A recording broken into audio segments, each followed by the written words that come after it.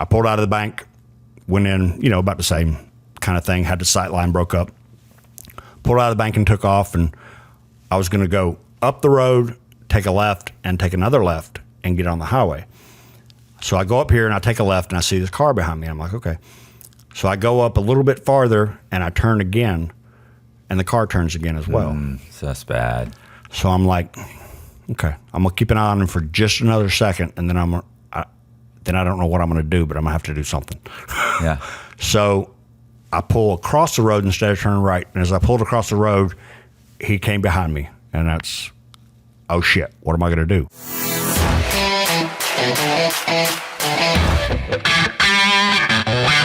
Hey, this is Matt Cox, and I appreciate you checking out the channel. And I've got an interview today with Alex Glass, whose real name is Justin Bott, and we'll explain that. He's a bank robber, and a former bank robber, and so we're gonna get into that in a second. Also, do me a favor, and if you like the video, obviously after you've watched it, if you like the video, do me a favor and subscribe, hit the bell so you get notified, leave me a comment, share the video. Also, check out my Patreon and Instagram. And now we're gonna get into it. Where were you originally born? How'd you grow up? That sort of thing. Okay. So, well, I'm glad to be here. Yeah, happy to be here sure. on this. Really. So I grew up. I was actually born in Washington State. My parents moved back here when they were. When I was about 3, my dad was from Washington State, farm boy from Washington State. My mom, ironically, worked for the FBI. Nice. And they met up around D.C. when my dad was in the service and she was working for the FBI. So at about 3 years old, we moved out here so she could take better care of her mom. And been in South Carolina ever since, most of that time. Not your typical guy that you might have on a show like this, because I grew up with great parents, Right. Solidly middle class. Never saw my dad drunk. Mom might have a daiquiri and get giggly, but that's about it. right. But I was just different. I grew up and was curious and about all the bad things. I was curious about drinking. I was curious about drugs. I wanted to be a tyrant to some degree. Right. Something in me is wired that way. Even now, as I'm trying to do better in life, it's still just kind of wired that way. I always look at things with an angle about how I can beat the system. Yeah. So that's how it started out, Yeah, we were talking about that earlier, where we were just saying, Yep. do you ever think about it? I think about fraud every day, constantly. It's just, and we talked about this some because I did RDAP while we were in prison, which is Me too. the residential drug abuse program, for those who don't know. And we actually talked about that, how some people are just wired differently, and their mindset is geared more toward criminality and getting around the rules. You should have brought your book. I don't have it published. Okay. For me, it was more about Just completing it? Completing a project, because I was one of those guys that I've been an idea guy all my life. I've had so many ideas and tried so many different businesses, but I was never able to have the focus to get all the way through it. Right. What did you think? I'm sorry. Just so we don't get off topic, what did you think of RDAP? I thought if you're willing to go into RDAP and admit that you're the one that's causing most of your problems, then it's a fantastic program. Listen. Fantastic. You know what's funny? It's funny because 80% of the people that graduate are I faked my way through, and you did. I no doubt you did. But the people that really work that program and have to really look at themselves and say, hey, I'm a scumbag. I put myself here. Nobody else did, because everyone, there's so many people that are blaming somebody. Yep. So, that you put yourself here and you really look at it and you really say, I've got to make some fundamental changes. I had a program the other day a podcast the other day where I was saying, I think everybody should have to take that program. Before you get out, you should have to take that program. I agree. I think that there should be some kind of program, even if it's not necessarily RDAP, something that addresses how you perceive the world, because how you perceive the world is different than most people do. RDAP wasn't even about drugs. To me, it's really just about criminal thinking. It really is. Errors or whatever, thinking errors. How are they, I can't remember the term. We had terminology for all that, great. though. It's great. Yeah. Listen, Jess does it all the time. Does she? She'll say stuff to me. She'll go, "Oh, super optimism." Oh, Yep. she'll make these little comments. Yep. I'm like, don't do that. She's Yep. like, I'm just saying. Yep. You're awfulizing. You know, You're off. Like, what do you- Man, right? that brings back some memories. I hadn't even heard any of that in so long. Bro, That's just if that's you great. read this, you'll die laughing because you know what I Okay. did? I actually pulled a bunch of my my RSAs. So like every once in a while, I'll throw an RSA in there. Oh, yeah? And listen, like they're hilarious. Like I wasn't trying to get the year off. Right. Like I only went in the program to stay in Coleman. Mm-hmm. So I literally did 7 months one time, 6 months. So I did over a year and something, dropped out every time before just to stay at Coleman. But you learn so much about yourself. If you're willing to do the work, you do. Yeah. You know, but you got to be willing to do the work. You really Yeah. do, because a lot of guys, they do go through there and fake it. Right. But if you're willing to work on yourself, you have every tool available to be able to do that. Oh, yeah. And when we got towards the end, in phase 3, I became a senior guide. And did you guys have senior guides? Yeah. They called them. You had like mentors and you had big brothers. That's what Okay. they called them. It's all the same. Everyone has a little different terminology, but it's sure. the same exact thing. Yeah. So when I became a senior guide, and I had to give a seminar. And at the very opening of my seminar, and everyone that I gave after that, I would tell everybody, say, look, you have an opportunity that nobody else in the world has. Most people in the world, anyway. You have the opportunity to take 9 months and work on you. Right. And you have all the tools at your disposal to help you do that. So if you don't take this opportunity, it's just because you don't want to. On the street, that's a $150,000 program. Absolutely. Like if you literally, Absolutely. if your family was filthy rich and they Yep. put you in some kind of a program like that, that's over $100,000 easily program. And you're getting it for, I mean, granted you're incarcerated, but you're there anyway. You're there anyway. I mean, You know what was funny? I would call my ex-wife and like, I don't really see any difference in me. You know, I'm not necessarily seeing this difference, but I would call her and she would go, "What's going on? What's wrong? What's this? What's that?" And I'd go, "What are you talking about?" She'd go, "You called me up. You asked how my kids were. You know their names. You asked how her new husband is. You Right. asked about this. You asked about, we've talked almost 15 minutes and you haven't said anything about you." And I'm like, okay. She's like, "Usually that's all you talk about is you. Like, I didn't even know you knew my kids' names." Right. Like, and I was like, wow, what a selfish prick. Like that subtle change was so noticeable to her. oh yeah. It's definitely mind altering. Yeah, Well, I mean, yeah, and people see it. You know, they recognize. You know, it's like they say about people with some mental illnesses that take medication. Your loved ones can always tell when you go off your medication. Yeah. They're the first ones to be able to notice. Yeah. So it's the same kind of thing. But yeah, RDAP was really how I got to where I am now, because I became a senior guide. So for the third phase, which was the last 3 months of the program, I was helping people. And I remember one of the, what do they call them, DTSs, the drug treatment specialist. He came to me, and I was good with my living situation. I was fine where I was. And he's like, "Listen, I got this guy coming in, and I think you could be a good help for him. I think you guys will get along good. You know, he's got some stuff he needs to work on. I'm going to put you up in a room with him." My first thought was, shit, man. a problem.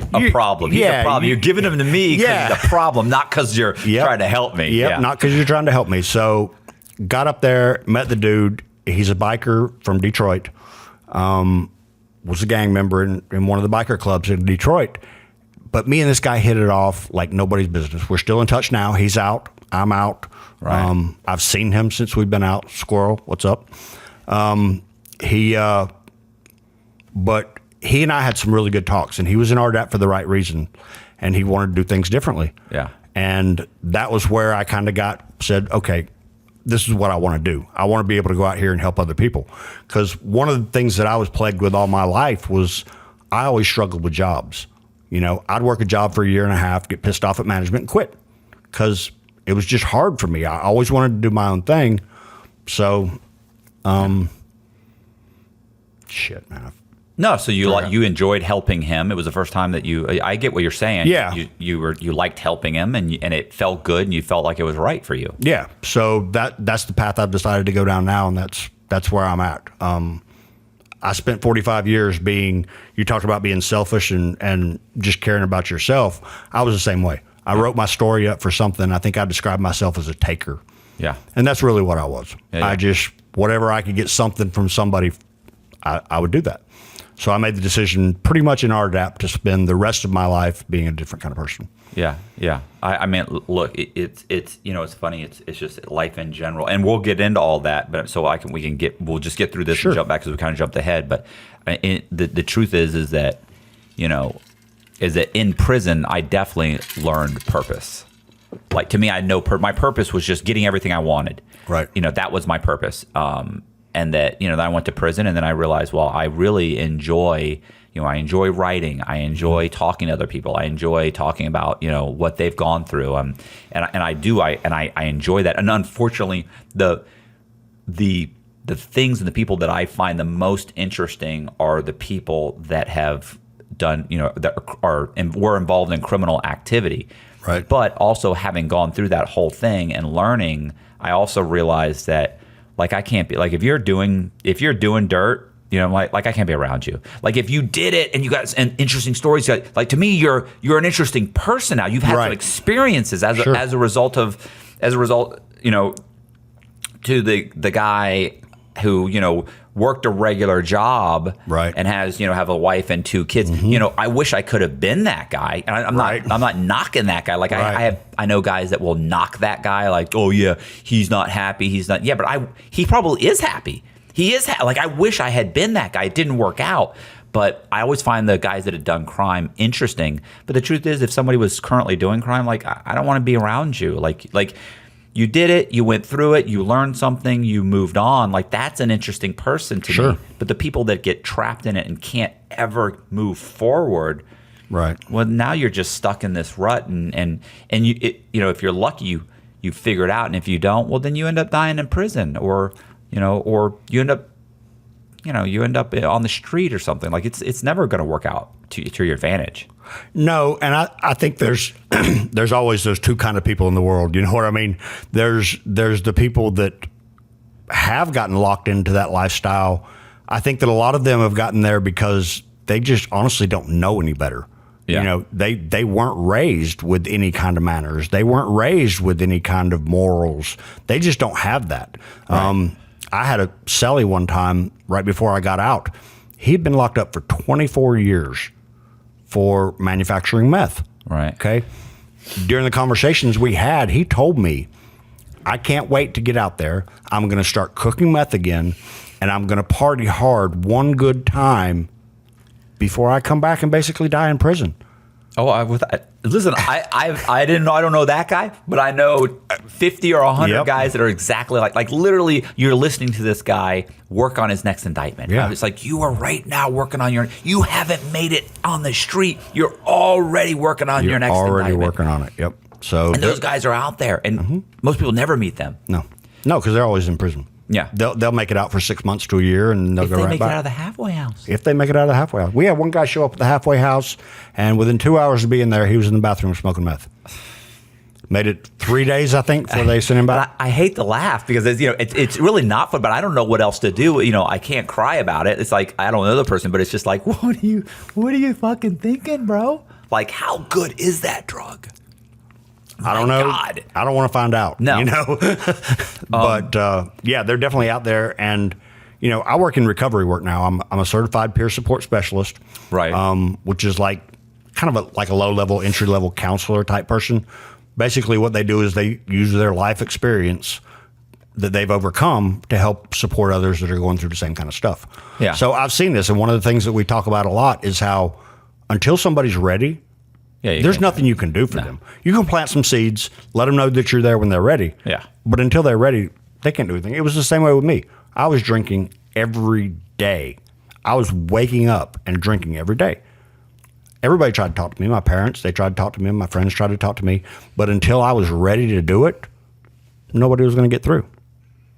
Well, let's go back to, so you were let's go back to the genesis of that, which was you were in school, you went to high school. Where'd you go to high school? Went to high school, South Carolina somewhere, upstate South Carolina, Spartanburg area, Greenville, Spartanburg's just towns up there. Went to high school, was constantly in trouble. Right. Not big trouble, just more shenanigans, and a lot of it just being lazy and not wanting to do my work. Right. It's actually really interesting because I got awarded an award on senior awards night because I was in the DECA club, which was like business club basically, and they had competitions, and I ended up going out to San Jose, California to compete in the national competition because I'd done so good at the district and state. Right. Okay. So senior award night comes around. I get an honorable mention and a little award for going and doing that. The next night was graduation. I didn't graduate on time. I didn't have all my units. I didn't have all my credits. I ended up having to go to night school to get my diploma to be able to do that. But I've always known, not in an arrogant way, that I'm a smart guy, but I'm stupid in a lot of ways too, or at least was. Yeah. So no, I get it. I'm the same way. Yeah, I did that. Sometimes I'll work diligently on something for weeks and weeks and weeks and super focused. The problem is typically when I do that, I disregard everything else that's keeping me going. Yeah. That's always been a problem for me. Right. No, and I can totally get that. So got out, 1990, I graduated, went into the Army. My brother had been in the Army. My dad was in the Army. So it just seemed like the thing to do. Try to make things right, go in the Army, do this. I remember my parents being a bit surprised that I made it through basic training. They were so happy when I made it through basic training, but I ended up screwing that up. I ended up... Were you still drinking at that time, or were you a big drinker? I wasn't really doing it that much at that time. I was 19, so it was just beginning. Okay. But I went to Germany in the Army, ended up getting caught up in some shit there, and got kicked out of the Army. What? They had we were in communications. I was in a communications division, and over in the barracks at that time, they had these, what they called USA Direct telephones. Any button that you press would get you an AT&T operator, and then you'd place either your collect call or your credit card call. Well, being in communications, we figured out there was a little knob down there that you could switch. And if you switch that knob, it would dial direct. Okay. And so we did that. And when I got called in, I'm 19. I don't know what the world's really like. So I told them how it was done at the MPs or whatever. And so because that happened, they blamed it on me, gave me the rap for it, kicked me out of the Army. Okay. So, was it an honorable discharge or dishonorable, or was it just... It's like right in the middle. There's honorable, and mine was other than honorable. Yeah. So it wasn't quite general, but it was... So anyway, I missed out on veteran benefits and whatnot. So, but the bigger point is that this was a life pattern of just, going a year or two. Yeah. I would go a year or two and be able to keep my shit together. And then being the king of self-sabotage, I would just blow it all up for no particular reason. Right. So you go back to the States. So what happens? Come back to the States, fall in with my same old friends. We're out partying all the time, this and that and the other. Always having that criminal mindset, we were always looking at stuff. How can we do this? How can we do that? About 3 years after I got back, maybe 2.5, 3 years after I got back, me and a buddy of mine ended up doing a burglary at a restaurant that we worked at, or he worked at. So I got in trouble for that, did a little probation. It was the first real trouble I'd ever been in. So it wasn't too bad, but got a little probation. Did that, and then... So you did the burglary. I mean, you didn't turn yourself in. Like, the cops arrested you? Did you get caught in the middle of the burglary, or just something led to you? No, it led to us because they... Figured it out pretty quick? Or? Yeah, they did figure it out pretty quick. There was some things said, and I think we'd been drinking that night, actually, when we did the burglary. So it was pretty sloppy and whatnot. Right. So... Oh, I know a guy who broke into a guy's house. Yeah. Stole his wallet, went and used all of his wallet, used all of his credit cards, broke back in the house to put the wallet back, and left his ID in the guy's house. Like... Yeah, that's ridiculous. Yeah, I mean, it's funny, like we were talking about, adrenaline gets going, you get all excited, you get, you just fuck up. Yeah, you do. So we did on that one. We got busted and whatnot, and it wasn't too long after that. That was about 92, 93, I think, and I just kept partying, doing everything, drinking pot, acid. Used to love acid. Did a lot of acid back then. Right. That was in my book. There's a little bit about that all the acid use and whatnot. But anyway, so about 1995, I was with this girl, and I kept throwing this idea at her of robbing banks. So neither one of us wanted to work. We wanted to just keep partying. So 1995, November and December 1995, I finally convinced her to jump in on a bank robbery. What did you? So we had talked about this. Like the genesis of that idea was Point Break. That was as much of an inspiration for me to do that as anything else was. I must have watched that movie 20 times. Can quote you all kinds of stuff. It's a great movie. It really is a great movie. I feel bad. Like Connor has no idea what Point Break is. Even if he does, he only knows the new version, which is nothing compared to the old one. Wow. With Keanu Reeves, bro, when he was Patrick Swayze. Yeah, young. Yep. And what was the other guy? Was it Nick? It wasn't Nick Nolte. What's the other guy? Busey. Gary Busey, yeah. Yep. Gary Busey was his partner in there. I feel bad for you, bro. Like the new movies, they're just nothing compared to the old movies. Nope. It's a great movie. There were great movies came out in the 80s and 90s. The dead presidents, they're wearing the mask, they're doing the robberies. Like, listen, I'll bet you that movie got thousands of banks robbed. Thousands of them. It made bank robbery look so fucking sexy. Yep. And it did. You know, that's what all those movies did. Right up until everybody starts getting shot and killed and falling out of planes and just fucking People always forget that. They do forget that. I love crime movies. I always forget about the part when they go to jail for fucking 20 years. Well, I don't. That's not gonna happen to me. That happens in the AA and NA groups. They call that playing the tape all the way through. Yeah, you got to play it through all the way to the end, not just the good parts too. So. I suffer from super optimism. Yeah. I suffer some super optimism as well. Yeah. I never wanted to face the consequences of what I did, but I was like, I can do this. I'm smarter than them. I'm better than them. Yeah, me too. That's what all of us think, isn't it? Yeah, right up until the judge says fucking 26 years. Yeah. Then it's like, I was off. I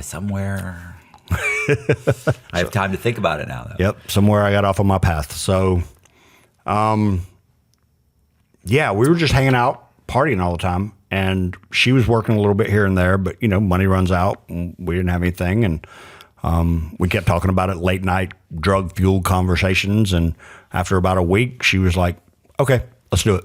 I'll drive the car. You're going to go and do everything. I said, okay. So went by Walmart and got a devil's mask and put it on and had her pull up to the bank. I thought about all this all the way through. I planned it and thought about it. I watched Point Break about 20 more times and realized you couldn't go into the vault. You just had to stay at the drawers up front, kill time at the vault. So we talked about it for about another 4 or 5 days, and then we went and did it. And the first one we did. How did you know what bank to even rob? Like, did you? I lived in this apartment complex, and across the street there was a bank that had a unique setup. It was just the perfect setup. There was privacy fences on 3 sides of the bank, and then on one side of it was a shopping center, and then it was at a big intersection where the roads crossed like this. There was a little shopping center right here, convenience store right here, and the bank was right here with 3 privacy fences around it and a residential area behind it. I'd been looking at it ever since I moved into the apartment. I was like, that'd be a great bank to rob. So we went and did that. And she dropped me off. She pulled up to the convenience store that was at the corner, killed 15, 20 seconds because I'd already timed it all out, how long it was going to take me to do everything, unless something went awry. And so then I ran through the shopping center to the other road, and she pulled up perfect timing, picked me up, and we boogied out of there. Well, you missed the bank robbery part. What? I mean, then you went I wasn't going to talk about all that. No, I was going to say you're. So, wow, I haven't really recounted it, I guess, in really specific terms, since then. So, forgive me if I'm a little slow sometimes. No, I'm just curious, cause, and we talked about this, off, like this is, I've talked to guys who do podcasts, and they're always like I've had guys actually say, well, I don't usually want to talk to the guests, before the podcast. And it's like, really, because and I'm like, oh, I always thought, oh, that's rude, or you're being a jerk, or whatever. But the truth is that like we had a great discussion about adrenaline, about like, going in, like, and that's what I'm wondering about is like going up to like me walking into a bank with fake credentials and everything. I have a certain, the whole thing, the adrenaline, you walk in, I know certain things, and I'm just wondering, like, did you think about changing your mind? Like, when you're walking towards that bank, are you just like tunnel vision? That's it. Okay. So it's like tunnel vision. I'm doing this and that's it. Yep. I had tried to do it a couple times myself, and honestly pulled up in front of the bank and was just like, tried to psych myself up, whatever. No, just can't do it. So I think it was having somebody else involved maybe that pushed me to go do it. So we pull up. She had went in maybe 4 or 5 days earlier to just do something fake to see if they had a security guard or not. So we knew there wasn't a security guard, so I didn't have to worry about that. It's a fairly small bank. There was like maybe 2-3 tellers. I don't remember because I had tunnel vision the whole time. So 2-3 tellers, one person in the office, something like that. Got my devil's mask on. I got a hoodie on so that I can cover myself up completely. Had on dishwashing gloves, actually, because the vinyl gloves weren't that big of a deal yet. You get in the boxes that they've got now. Right. So I had dishwashing gloves because they would grip money good. I wanted to have everything covered so I wouldn't leave any hair, DNA, anything like that. This is going to make funniest thing is I used a BB gun. Are you real? An unloaded BB gun. I knew I wasn't going to shoot anybody. I didn't want to hurt anybody. But I know a guy that used a pellet gun and fired the pellet gun in the middle of the robbery. He said his adrenaline, he was yelling, people weren't getting down fast enough. He goes, so I pulled the trigger and it ricocheted off the ceiling and hit a woman in the calf, and she screamed, "Ah, I've been hit!" And she falls down, and he said he panics and runs out of the bank. Never got any money. He's like, oh my God, I shot her. It's like, how did you think you shot her? You had a pellet gun. It's like, I don't know. The adrenaline. I wasn't seeing straight. You can't think when you're doing that. I mean, it all is a blur. I mean, it really is. At that time, I was 23 years old. I've been watching Point Break. I go in like a gangbuster, got this gun, devil mask. I'm all hooked up. I go over, vault the counter. Just go straight over the counter, right, and start waving the gun around. I think I had a pillowcase at the time to put the money in. Fill these up with money, blah, blah, blah, blah, blah. Did that, jumped back over the counter and was gone. Were you worried about die packs or anything like that? Not really. I had a friend of mine, one of the guys that I got in trouble with during the burglary, we had talked about doing a whole lot of things. And his mom was actually a bank teller. Okay. So when we started getting into doing some of this kind of stuff, he started talking to his mom and asking questions to find out, what was what. So we knew about what die packs look like. They're a little bit thicker and they're heavier than a regular stack of money. So I knew kind of how to identify them, but mostly I just wanted to see if I could do it, I think, at that point.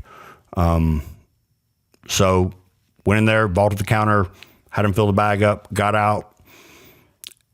That when you said tunnel vision, that was really about the best way to describe it. When you start going in there, that's your sole mission. And in my mind, you've got to get away. Yeah. So if there's a pile of shrubs or whatever out there, you're going through that shit. Yeah. So you're going through, over, under. Yeah. No matter what. And I've also come to the conclusion that fear will outrun anger. Yeah. If somebody's mad at you and they're chasing you and you're scared of them, you're probably going to run faster than they are because you're going to get that adrenaline going. So, well, when you go in the bank, I mean, it's just a bunch of tellers. Like they immediately just go in the drawers and just start handing over the money right away. Like that, nobody puts up a fight, nobody says anything, nobody just runs, nothing. They kind of stand there in shock. Oh, they stand there in shock for a second. So you kind of have to prod them along. Tell them, do it now. Right. Put it in here. So because they'll just stand there in shock until you guide them. And they're trained. I mean, they're trained to don't give the guy any trouble. Just give him the money immediately.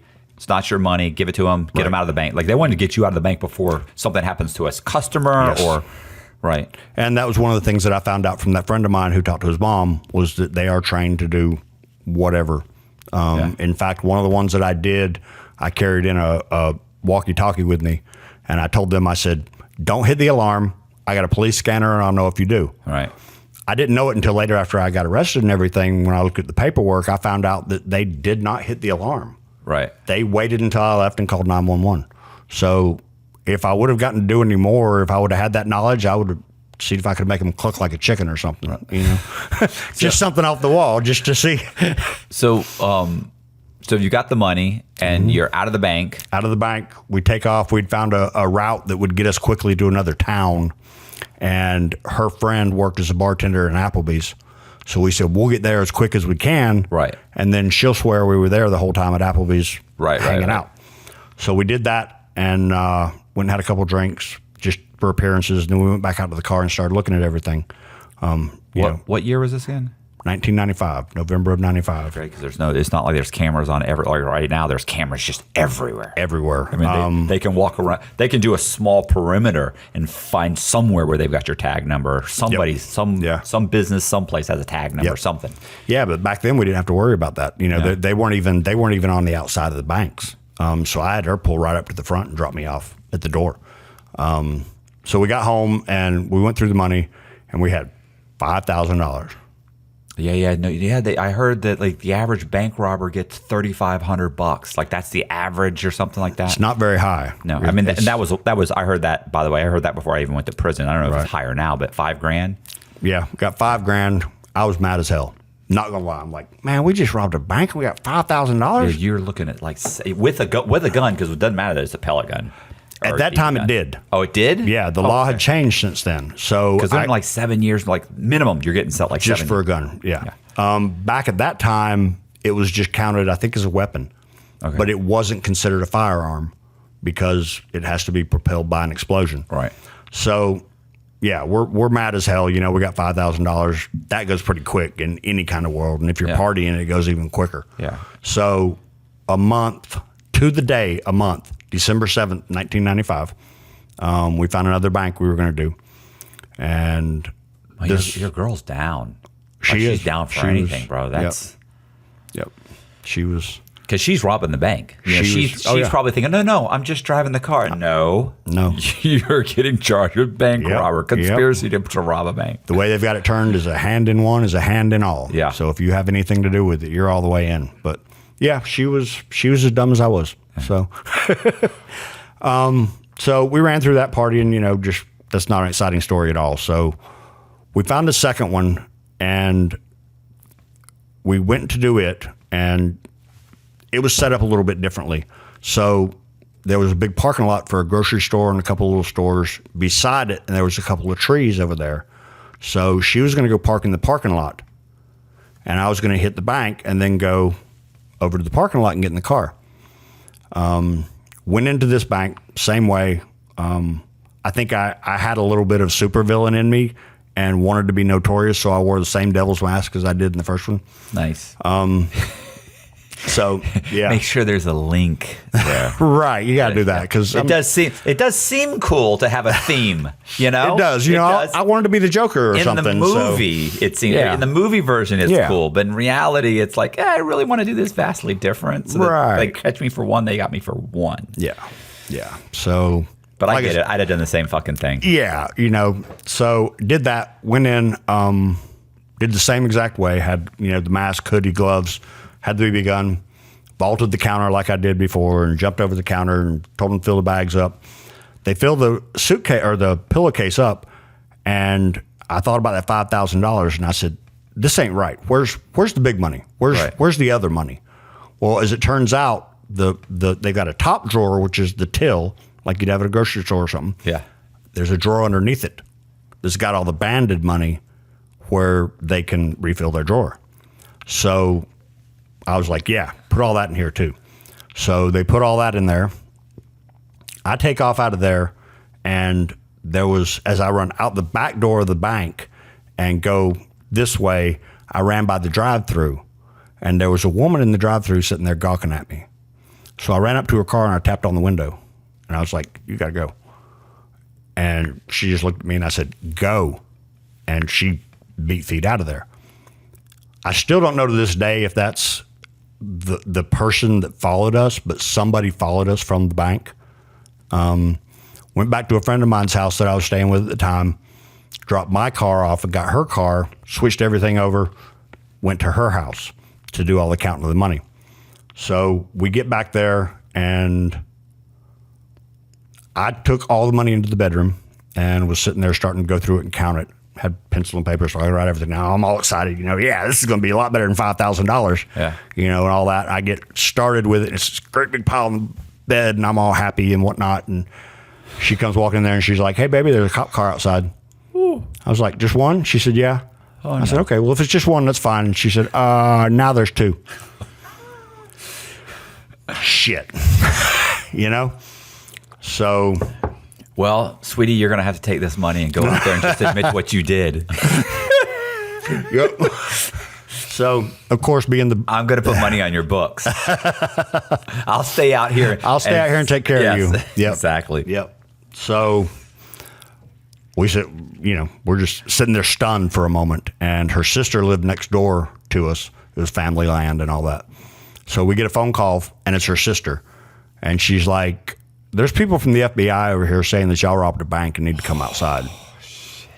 Which I already knew. Once we knew there was two cops out there, I know, over. But you have to admit, like, even when things were going wrong in my case, there was still this little part in me that said it's a coincidence. It's not. They're not going to figure it out. It's not like right up until you hear the voice and they say it. It's like then it's just like there's just makes it real. It's so real. It's like suddenly it's like, so real. There's just at least before there was a 1% chance. Yeah, there's no that sliver. Chance. Well, my philosophy when I planned these things was always that if I can get away from the bank, you'll be all right. I'll be fine. Yeah, but now you've got this money with bands on it, and yeah, but that didn't mess us up. I mean, oh, okay. There was. I would think that the bands could be tracked back to that bank or something. Like I would think something. I would be concerned. Like, well, we got caught on that one, so yeah. No, that's what I mean. I'm saying like if I thought you were trying to say that. I figured even if they caught me when I was away from the bank, I could still say that wasn't me. But not if they've got the bands on the money. And all, yeah, no, I'm still thinking I got what you're saying. Okay, yeah. So they asked you to politely come out. They asked us to politely come out. I go and look out the window, and by that time, there's like 10, 12 cop cars out there, and they're all behind their cars with guns out because they think we got a gun because I had a BB gun. Yeah. So they think we're armed and dangerous. And that's when I decided I wasn't ready to die yet. I wasn't going to run out there in a hail of bullets because that was my idea. It was, fuck it, I'm not going to let them take me alive. That's a bunch of macho bullshit. So what was it, Sundance? What's the name of the Sundance Butch Kid? Cassidy, Butch Cassidy and the Sundance Kid. Yeah. Yep. It's beautiful. It's very romantic. It is. Yeah. Only if you get to leave the theater afterwards. That definitely helps. So we sit there for maybe 3 or 4 minutes. And like, what are we going to do? What are we going to do? Well, stupidly, we hide the money and mask and everything under the bed, and they'll never find they'll never find it there, right? This was here when we got here. We've been set up. Yeah, right. So we go out and surrender, and that was really all we could do. They charged us with 2 banks. I got 63 months, I guess. So 5 years. Got into the federal system in '96, and it was a completely different federal system back then too. They were kind of phasing out the club fed days, right? So it was still kind of sweet, but not as sweet as it was maybe 5 or 10 years earlier. So that was the first time. back in 95 and 96. Didn't do much in there really. Just, Where'd you go? Spent most of it at Butner up in North Carolina. I signed up just to kind of break my time up to go to the drug program, and they sent me to Lexington, Kentucky for that. Was that RDAP? Mm-hmm. Oh, okay. Yeah. It was, I'm not even sure if they called it RDAP back then, but it was something. Okay. It was an intensive residential drug program. All right. So I went up there, didn't like it, purposefully pretty much flunked out, just messed with the DTSs enough to where like, yeah, get out of here. So I went back to Butner and finished it up there. Got out, met a girl, got married, bought a house, was doing great. Everything's fantastic for about 7 years. And I think it was that memory of prison that kept me on the straight and narrow for a little while, try to build something. And then one day, about 2007, I was just like, this isn't what I want. I'm leaving. Left her, gave her the house, said, I'm out. So I went off, and that started a whole nother spate of just partying all the time, jumping into this, relationships, whatever.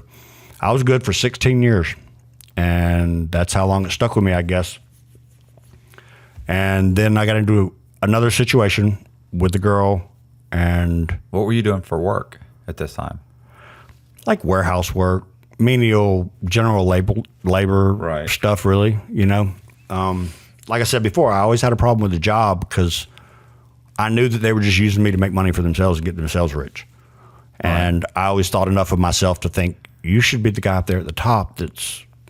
Then you gotta work your way up there. You do. You really do. Or you hit the lottery, or you have to have a rich family member. Rich parents will help. But you don't have any of that, then you work your way up. Yep, you got to work your way up. But at that time, I wasn't willing to do that. Yeah. So I worked odd jobs here and there, tried business ventures with friends and whatnot. But when you're partying all the time, that's your mission. You're doing this to be able to pay for partying. Yeah. So nothing ever went anywhere. I had good ideas and had a lot of people that supported what I was trying to do, but I didn't have the follow through and whatnot to be able to pull it together. So yeah, I've shot myself in the foot quite a few times too. Man, I'm telling you, dude, I'm like the world master of self-sabotage. And that's one of the things that I'm most aware of now of anything else is before I make any kind of big decision is make myself stop and think about it for a minute. Do an RSA. Huh? Do an RSA. Do an RSA. I can't even remember what it stands for. What is it? Rational self-analysis. Rational self-analysis. I remember doing those damn things all the time. Good Lord. But that's what a lot of people need. They just need, you have to stop for a minute and think about what you're doing. Normal people do that. Like they don't necessarily need it. Fuck ups need that. Like I need that because I'll take the shortest route. But like a normal guy who's lived a good life and his thought processes are normal, he just naturally does it. So he doesn't understand how you came to your analysis of the situation. Because you immediately snap, or I immediately say the first thing. Where these guys are a normal person. It's like, well, I'm going to say this, but if I say this, this will happen, and that'll happen, and this will happen. But if I do this, then this will happen, and that's what I want to happen. So I'm going to do this. Yeah, I don't do that. I do now, but normally it's fuck it. Let's fake it. Let's change this. Let's fix this. Let's do this. Call so and so. I'll verify the employment. Like I immediately go fraud. I immediately think this is the easiest, quickest way to get what I want, and it's guaranteed. Yeah. Even though it's not. No. I think it is. Yeah. But it's the same thing. Like the way it works in your head. Yeah.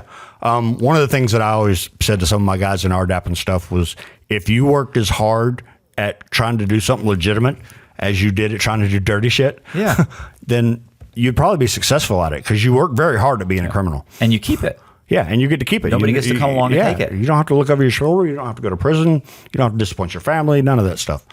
So, not all of that 16 years was a struggle. There was some of it that was good. Yeah. But I still had this mindset of just, I really don't know how to explain it other than just being a negative, angry person. Every little thing that would come my way that didn't go my way, it was terrible. And it would spiral into just being a miserable thing. And I had this one girlfriend that I had after I left my wife. We were together for about a year. And on our final big breakup, she just kept taunting me. She was trying to get me to hit her. Right. And she said, you know what you're going to do? You're going to die miserable and alone and unhappy. And man, that shit hit me. I was like, damn, you're not happy. You're almost never happy. Something can always be better. You always find something wrong with shit. So that was one of the big things that I worked on, in the second time, and I finally got it turned around. But yeah, a lot of people just, like I said before, there's two different kinds of people. There's people who don't understand, okay, why don't you understand that hard work pays off? I just don't think that way. We don't think the same. Yeah. So I trudged along and managed to survive, but that's really all I was doing, was surviving. Being a taker, like I said before, just reaping the benefits of what my people who loved me had done, and borrowing money and staying at couches and everything else. Just being a user and a taker. All right. So I was living at my parents' house because they've got an RV and we're gone.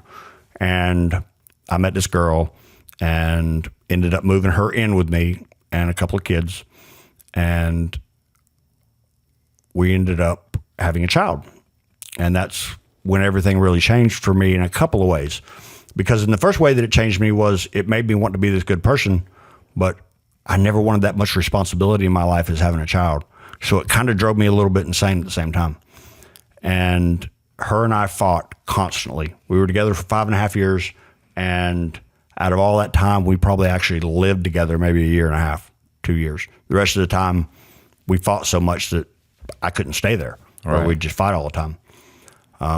Had all kinds of arguments, just constantly. The pressure of being a dad, couldn't find a regular good job because I couldn't stop drinking long enough to be able, Right. I think the last year that I was out, I went through 4 jobs because I'd show up drunk.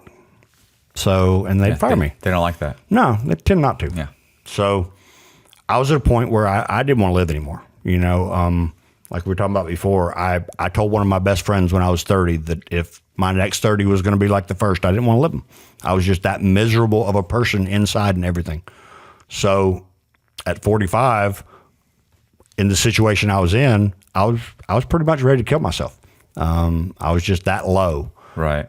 But I had this daughter, my only child. And how can I do that to her? So in my mind, I think I had to do something to dramatically change the course of my life. Suicide wasn't going to be it. Didn't have any money. Screw it, I'm going to rob banks again. Threatened her with that a few times. And then I finally made good on it. I was like, couldn't work, couldn't stop drinking, couldn't do any of that. Screw it, I'm going to go back to what I know. I did it back in 95, so I've learned lessons from it. Right. Maybe I'll be better at it this time. So, started looking for banks. The first one I found was in my hometown, and the layout was really good. I was doing it by myself. I didn't have a driver this time, so I made sure I did things like parked far enough away from the bank that cameras wouldn't see my car. But you could still get to it. But I could still get to it, and there was some kind of sight line, something breaking up the sight line. You see what I'm saying? Yeah. So I get to the other side of something and then go away. Yeah. So the tellers don't run outside and say he was in a blue Ford. Exactly. Yeah. No tags, no cameras, no nothing. Just far enough away to where I could get to it quickly. Because what I always figured when I was doing them was a minute or less, door to door, from the time I leave my door to the time I get back. And that's about what it takes. Yeah. So I parked on another street, and I remember when I was running to the bank, didn't have my mask on yet because I wasn't close enough, and I just stopped, and I stood there for a minute. I was like, Justin, are you really going to do this? I was like, you're fucking A right I am. And ran in there, didn't use a gun this time, didn't use anything, still had a mask on, hoodie, gloves, all that. I think I took a grocery bag because I didn't really care. But having learned from the last one, I just went in there. I said, well, you don't have to say much when you go in with a mask and gloves in a bank. They kind of know what's already going on. So, but I'd go up with the bags, and I would hand each of the tellers a bag. All these are small banks. I never win anything because you don't want to have 8 tellers that you got to manage with one person. So I went in, I handed them bags. I said, fill them up with money. I want the bottom drawers and the top drawers both. Yeah. Not just getting those top drawers again. Did that, and said, don't give me any die packs and don't give me any tracers. Right. And at that point, they're still standing there looking at you kind of blank. So I was like, do it now. And that'd get them moving. So while they're filling the bags up, I do a loop around, just spin around in the bank to make sure nobody else is making any kind of moves or anything. Right. And I take off. And, seconds later, I'm sprinting back to my car as hard as I can go. Jump in the car, take off and go, pass a cop on the way. Right. He keeps on going. I keep on going. Like, okay, No, I'm good. I mean, no, like even though you didn't have a gun and you didn't make a threat, you didn't anything. They just handed over the money. Yep. Okay. Yep. That's what they're trained to do. No, I mean, I know guys who've robbed them with robbed people with a note. But I also knew a guy who he said I have a weapon. Give me the money, and the woman said, "Let me see the weapon." And he shows her the weapon, and she's like, "All right, fuck." And she just, she's a veteran. Yeah, she's been robbed. She's been robbed before, maybe many times. Yeah, she was kind of like, "Let me see the weapon," because he's got no math. He's like, "Hey, give me all the money in the thing." And she goes, "Let me see." And he goes, "I got a weapon." She goes, "Let me see it." And he's like, "Oh, okay, you're good. We're good. We're good." She's got bigger balls than half the convicts I know. Oh, no. So you're gone. Got out of there, called her and was like, meet me at this certain spot, handed her a band with $2,000. And she's like, oh my God, I didn't think you were really going to do it. I was like, yeah, I did. Yeah. So ran around doing what I do, partying, doing all that for a while. I think we got 17, 18,000 out of that one. That other one where we got busted on before back in the 90s. Oh, yeah. How much was that? 22. Okay. 22 and some change. So figured out that was the trick. So yeah. That was half of my logic going into this with a foggy drunk brain is, oh, you can do it better this time. You know what you're doing. So you're a professional now. I'm a professional now. Yeah. So did that, got away, fine, scot-free. You know how money is. If it's easy come, it's easy go. Yeah. So that shit went quick. Yeah. So about another month later, ironically, I went and hit the bank that I hit the very first time. Because it still had those 3 fences around it. It still had the same setup. So this time, because I didn't have a driver, I just pulled into the residential area behind the bank. It's middle of the day, everybody's at work. I just pulled in somebody's driveway. And there was a big enough hole in the privacy fence that I could squeeze through it. And I already scoped it out. So busted in there, went in, no gun, no note. I didn't want to leave anything behind. So I didn't need a note. And like I said, when you got a mask and everything, they know what it is. So went in that one, did it, went just fine. Got away, 20,000 or so off of that one. Nice. So that was about average, 20 to 22, 23. Ended up doing 4 before I got caught. Got caught on the 4th one. How'd that happen? Somebody followed you, or? Yep. Oh, okay. Yep. And I heard about it from a guy in jail, actually. Well, I knew kind of what went on, but it was funny the way it happened. I pulled out of the bank, went in, about the same kind of thing. Had the sight line broke up.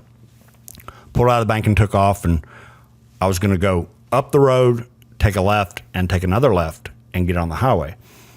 So I go up here and I take a left and I see this car behind me. I'm like, okay. So I go up a little bit farther and I turn again and the car turns again as well. So that's bad.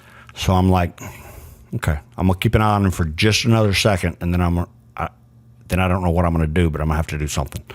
Yeah. So I pull across the road instead of turning right. And as I pulled across the road, he came behind me. And that's, oh shit, what am I going to do? Is this just a regular person, or this is a police officer? Yeah, he was in a little Hyundai something or another. Wow. Came out of a pawn shop that was close by. And just happened to see you running, or just happened to pick up on what was going on. Yep. Said, I'm going to follow this dude. Yep, and called 911.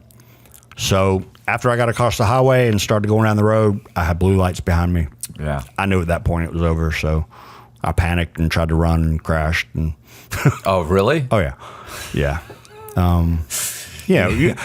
Look, I just robbed a bank 45 seconds ago. Right, I'm still like, running from the cops is the least of my problems. Yeah, that's the least of my problems. So I get blue lights behind me and I stomp on it and end up crashing into a tree. I was gonna say, that we talked about the dye packs. I knew a guy who robbed a bank with someone else, like actually took a hostage to get them in the bank. Ooh. Got a bunch of money, put it in there. There was a blue dye pack. They had it like in a bag, and they were driving in like a stolen vehicle. And he's like, man, we're going like 50, 60 miles an hour. And we're driving, and the dye pack goes off. And he said, you have no idea how much. He said how much it blows apart. He said blew apart, and he said the windshield straight blue. He goes, so I'm covered halfway in blue. Mm-hmm. He's covered all in blue. He said the windows are completely. He said we're literally driving, rolling the windows down, trying to look out. He said it's that bad. He said we had to stop, and we ran. We're running down the street completely blue, covered. Yeah, like it was. He said, and it stains, and it was over. Mm-hmm. Yep. So I definitely I can't imagine being trying to outrun the police, especially with all that adrenaline. I mean, it's so much adrenaline, Matt, that it about makes you sick. I mean, you're ready to throw up. Yeah. Just because it's that much adrenaline. Guys will throw up. Like they'll get into. I had a buddy who got into a fight, and right after the fight, we were driving, and he said, pulled over, and puked. It was just the adrenaline. Like the adrenaline. It hits everybody differently. Yeah, and it will definitely do that. That's where the tunnel vision came from. I mean, I remember specifically after that first one, running to get to her car, and literally I couldn't see anything in my peripheral vision. It was all just right in front of me. What I've got to do right now.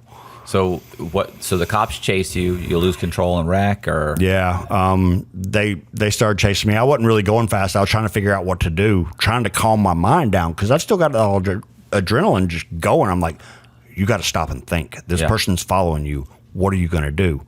Blue lights behind me. Shit. Hit the gas. Tried to make a turn that I knew I couldn't make. Right. But, no matter how badass anybody says they are, when you're right in the middle of that shit, it's hard to think. Mm-hmm. So, stomped on the gas, tried to make a turn I couldn't make. It was actually a little building I crashed into. Crashed into the building. Cops come running up, guns, all that. Yeah. Whatever. Fuck off.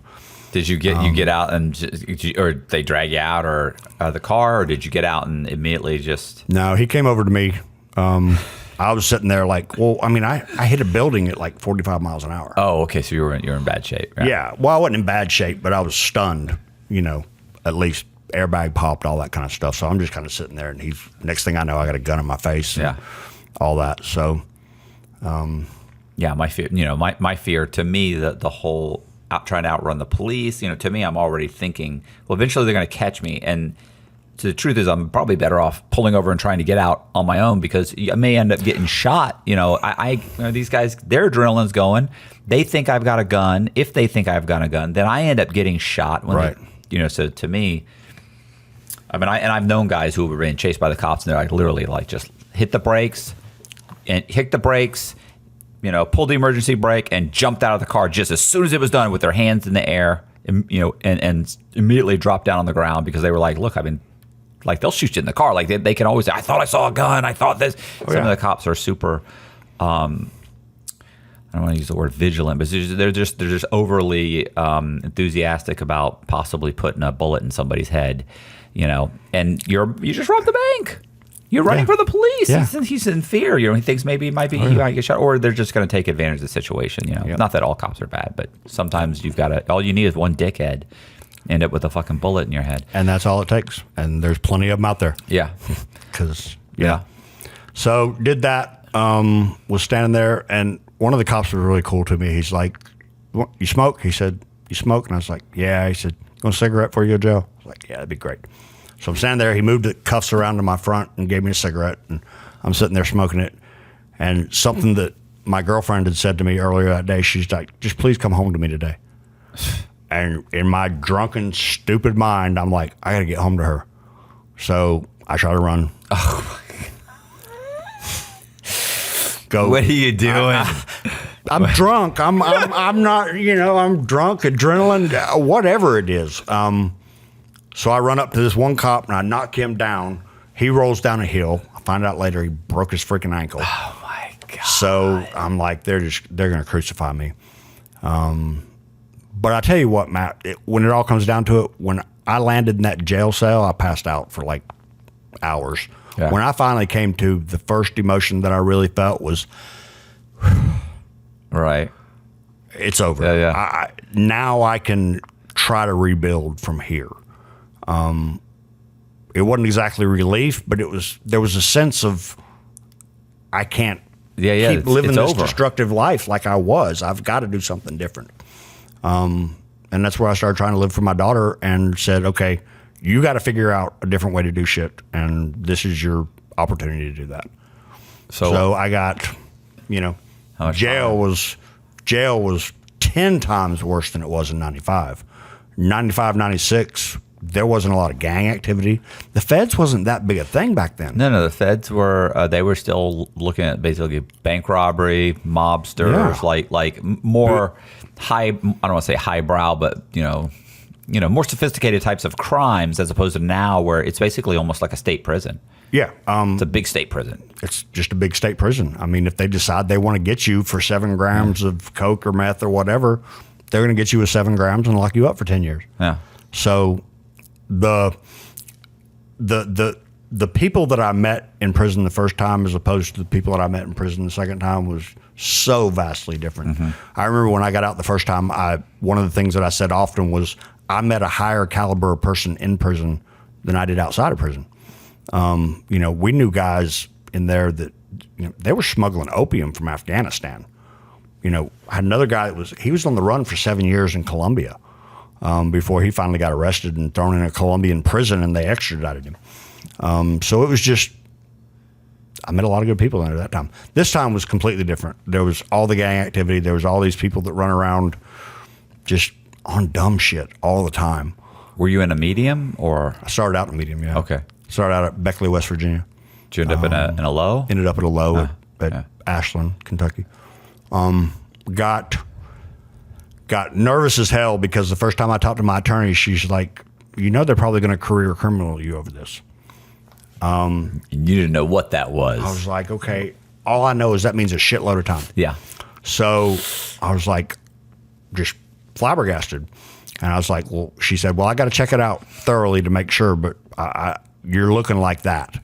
So, and you know how public defenders are. They'll talk to you once every month or two, maybe. Yeah. So I'm sitting here for weeks just bugging out thinking I'm going to prison for 20 years. As it turns out, the way it works is that 15 years from the last time you were incarcerated for a crime. Right. 15 years is the cutoff for whether it's career criminal. Oh, okay. So they can't use those crimes against you for the purposes of career criminal. Now, I had 5 years of supervised release when I got out back in 2000. Had I violated and gone back to prison at any time for any amount of time, it would have counted. Yeah. And I would have been career criminal. But because that didn't happen, and like I said, I did learn a little bit from the first one, so I didn't use a weapon. I didn't threaten anybody, any of that. I got 45 months. Nice. I did a plea deal. I had 4 banks. I did a plea deal. They dropped 2 of them in exchange for a guilty plea for 2 of them. So I got counted for 2 bank robberies and got a 45-month sentence. Did 35 months. Yeah, and roughly. That was okay. So yeah, I knew a guy who robbed a couple of, I think he robbed 3 banks with a note. He got roughly, basically like 30. I want to say 36 months. Might have been 40 months, but roughly the same amount of time. Sounds about right. Yeah. I mean, and when you tell people that in the feds that are just getting in and stuff, they're like, why the hell didn't I rob banks instead of selling drugs? Yeah. Or listen, counterfeiting too is another one that these guys that can counterfeit, like they tend to get very little time for something that to me could have huge potential as long as you're not using a weapon. Listen, the moment you start using a weapon, they have an issue. With anything. Yeah. With anything. Well, see, here's the thing about counterfeiting, because of course, at 23, I'm in prison. I'm still fairly criminally minded. Right. So I'm going through the sentencing guideline manual, the book they use to decide, and I'm looking for what's got the least amount of time. And counterfeiting was it. Yeah. But what I learned later on was that the feds will actually take it and they'll count each bill as a charge. They can. Or they'll stack it. But if you take a plea, typically you can take a plea. Yeah. You know what I'm saying? But if you go to trial, oh no, you're done. Yeah. Like that's just, now we have the opportunity to really just destroy you. Like we can give you 30 years. You could have taken 3 years. Now we're going to give you 30 because you passed $500,000 worth of fucking money. Mm-hmm. Like every dollar bill is possibly a 3-year charge. Yeah. So, Man. Oh gosh. I talked to a guy the other day actually Chad Marks. Chad Marks. Yeah, he actually, I think, got 40 years. He actually went to. He actually went to trial. It's like, you're guilty. Like, what are you doing? You're guilty. He's like, I thought this, I thought that, But yeah, he got 40 years for something that he probably could have gotten, 10 or 15 for, something like that. I don't know Chad well, but I've seen his post on Facebook a good bit. He's very active in the community with trying to help people out now. So yeah, he's a nice guy. Like, he's genuinely like, well, I talked to him before we did the podcast for like 20 minutes, and just seems like a nice guy. He was telling me all the different things that he's doing, and he's like, look, he got clemency, or is it, I don't know. It's I want to say clemency, but I don't think it was. It was basically what I think they knock off time off your sentence. They modify it. So there's another name for it. But anyway, or was it the Second Chance Act because of, no, anyway, whatever. The point is that he got out, he did like 17 years, and now he runs a consulting firm. He also runs what do they call it?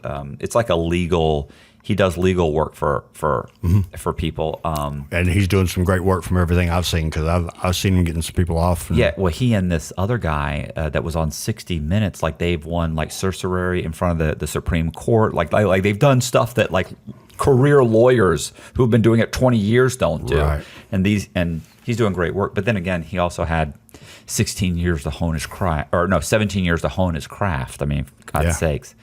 Yeah, because you have to find something to do with your time in there. Yeah. That's one of the things we always said. I'm sure you've heard it. Everybody's got their own way of doing time. Yeah. Some people, go grab a Bible. Some people exercise.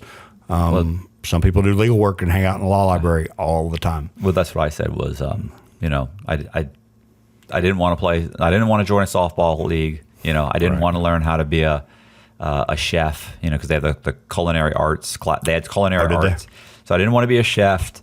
I didn't want to join a softball league. I didn't want to play handball. I didn't want to learn to play the guitar. So, what I'm saying? There's like all these things but listen, there are guys that are amazing in there that they'll play the guitar, and you're like, oh my God, like this guy is phenomenal. And they join bands, and they're amazing. But I just started realizing, I started talking, like I would talk to someone like you, and you hear their story, maybe bits and pieces, and then one day maybe even you hear it in 2 hours, they tell you their whole story because they have plenty of time. So they drag it out, they tell you every little instant, and then by the end of it, like if you can keep me, like, wow. I mean, like Bosiak, when I talked to him, we talked for like 2 hours or so in the cafeteria, and I mean, at the end of it, I was like, bro, you got to write this down. Like we got to do something with this. What can we do with this? This is a great story.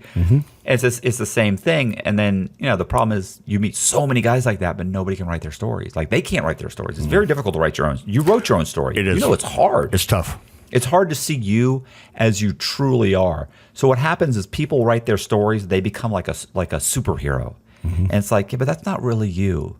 You're really, like, as I was writing my story, I kind of started to realize I'm a dickhead. Like, this is not really. So I had to rewrite it multiple times to kind of go back and realize, you made yourself sound like a supervillain, but the truth is, this was stupid. You're a dickhead here. You don't mention that you were scared to death. And that's what I was about to come out of my mouth was I was scared to death the whole fucking time. Yeah. But the amount of talent in there is amazing. I met so many talented people in there, charismatic, good people. They're wired differently.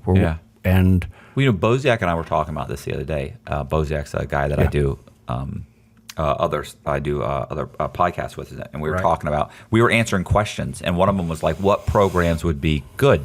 And we talked about RDAP. He and I had talked about RDAP, and you and I had talked about RDAP. But the problem is like, because recidivism is ridiculous. It's through the roof. And but you're so set up to fail when you get out. Yeah. And I'm not saying that a lot of these guys they're just not putting enough effort in. But also, like, there's I think everybody should have to take an RDAP title, either program something inside or out. I mean, you could scale down RDAP so that it was just about behavior modification, because a lot of it's just RDAP. Really, 95% of it is behavior modification. Sure. So some type of a program like that, there should be more of an incentive to take the program and pass it. You know, a year, okay, but you go through hell for that year. And if you could give everybody that year, and then people go to RDAP, maybe they get 2 years. So there should be more of an incentive. And then when people get out, like I got lucky. I got out. I had like $400 to my name. Right. So I had a little bit of money only because I wrote books, and I got lucky and was able to actually get a couple book deals while I was incarcerated. And I was a part of an option of one of my books. So that money was basically gone by the time I got out. Sure. Luckily, while I was incarcerated, after going to Walmart and spending $300 of my money that I paid, of my own money. Right. Luckily, a few weeks later, the option hit again, and I got a nice little chunk of money. I was able to buy a new Jeep, and get a year's worth of insurance. And I had enough money. I remember I had $1,000 left over, and I thought, this $1,000 I'm putting it aside in case anything breaks on the cheap. But I saw so many people would go. Their family would come in. They would give them a bunch of money. They would, they would help them. They'd come visit them. They've got a place to stay. They've got everything. And with their first paycheck, they're buying a $150 pair of Nikes. Yep. And it's like, your family gave you a chunk of money. Your brother-in-law got you a job. Everybody pulled together, and with the first bit of money you got, you spent it on a $150 pair of fucking Nikes. You're coming straight back to prison. And they do, because their mindset is, I still want to be a baller. I still want to impress anybody. Listen, I cry broke all the time. Yep. Everything I've bought. Did you know? I don't think I bought. No, that's not true. Okay, that's not true. The only thing I don't buy at Ross or Marshall's, the only thing I don't buy is these T-shirts, because I buy these T-shirts at Target, right? Because I really like the way they fit, and you can get two for I think $26. So they're like $13 a piece. To me, that's a lot of money for a T-shirt. Right. Everything I buy is at Ross, Marshall's, Bell's. Everything. I'm exactly the same way. If you give me $1 million right now, I can't imagine spending. I used to buy blue jeans that were $200-$300 for a pair of blue jeans. I still have blue jeans. I still have blue jeans that I bought in Walmart 3 years ago, and I'm glad. Yeah, I mean, I was actually when I was riding down here, I had a buddy come with me, and we were talking, just about your story and a little bit and stuff. And one of the things that occurred to me, I was like, I wonder how that is to live the way you lived. You had an exorbitant amount of money, and then to get out here and not have that had to be kind of tough. I get it. It would be different if it was. The difference is, it's not like I was still out and lost it. Right. When I went to prison, that. So by the time 13 years goes by, and you get out of prison after 13 years of me, all the money I used, I spent on core links, so I could write stories, print them out, email them to people to put into Word. And then send them back. Like, I had a whole process down. Right. So I'm eating soups. Mm-hmm. I'm eating every meal. Every meal I ate at the chow hall. Yeah. And look, some of those meals are good. Some are good meals. Hey, some are horrible. Some are horrible. But listen, it'll fill you up.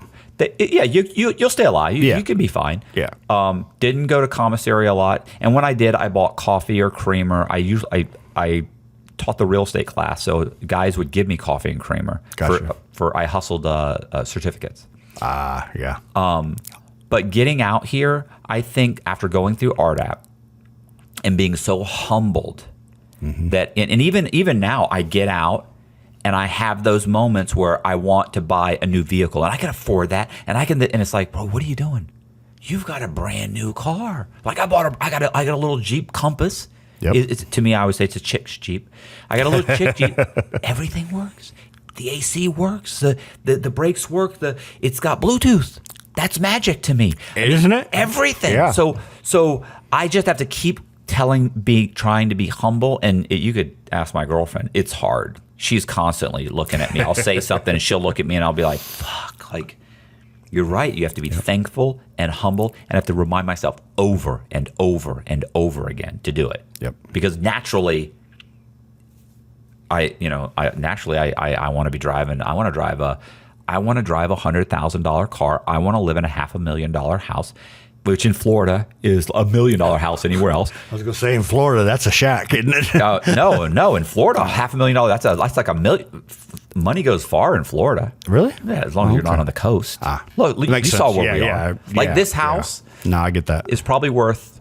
I think these things this is selling for this is like a $300,000 house. Okay. But bro, this house is huge. It's brand new. It's a year and a half old. Okay. Now, somewhere else in California it's probably worth $2 million. Right.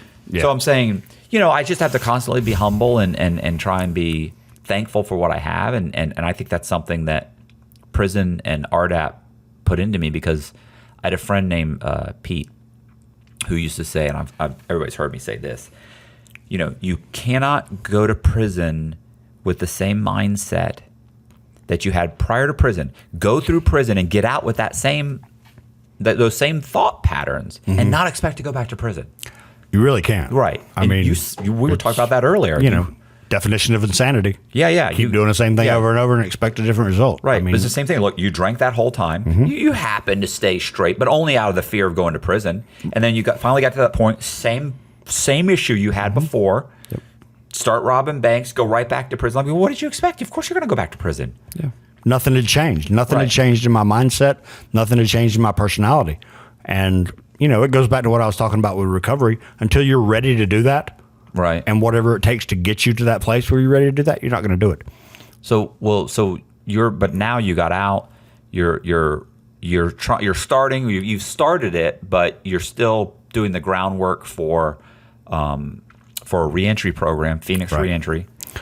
Yeah. Is that the exact name? Phoenix Reentry Resources is actually what it is. When we were in RDAP, I don't know if you guys had to do this or not, but you had to be a part of a committee. Of course.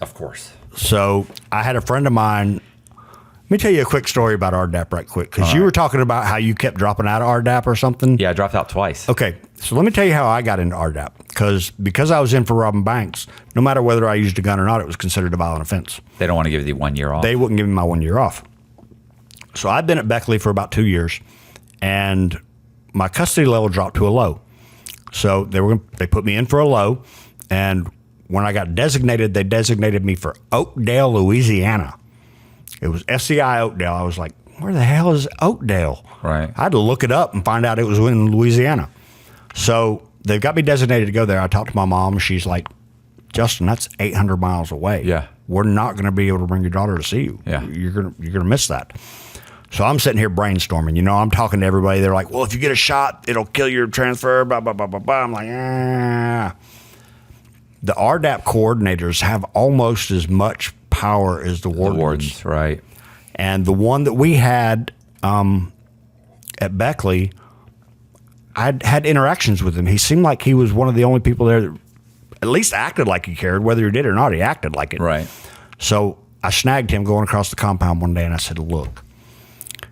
And I went and basically fed him this whole line about family acceptance and whatever, blah, blah, blah. I need to be in RDAP. I need to be in this RDAP, whatever.